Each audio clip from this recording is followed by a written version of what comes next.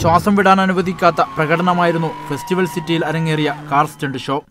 ദുബായിൽ ആദ്യമായി ആരംഭിച്ച വിവിധ രാജ്യങ്ങളിൽ നിന്നുള്ളവർ പങ്കെടുത്ത കാറുകളുടെ സാഹസിക അഭ്യാസ പ്രകടനം കാണികൾക്ക് പുതിയൊരു അനുഭവമായിരുന്നു. കാറുകൾ കൊണ്ടുള്ള ഡ്രിഫ്റ്റിംഗ് നടത്താനായി UAE-യുടെ വിവിധ ഭാഗങ്ങളിൽ നിന്ന് തന്നെ നിരവധി പേരാണ് എത്തിയത്.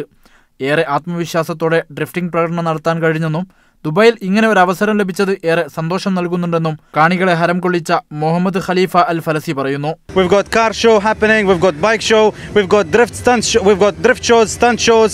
We've got the whole lot in here. ഇമാറ്റേഴ്സും എമിറേറ്റ്സും ചേർന്ന് സംഘടിപ്പിച്ച show Dubai sports, Dubai motor authority, tourism department തുടങ്ങി വകുപ്പുകളുടെ സഹകരണത്തോടെയാണ് അരങ്ങേറിയത്. 800ഓളം കാറുകൾ പ്രദർശനത്തിനായും മത്സരത്തിനുമായും എത്തിയിരുന്നു.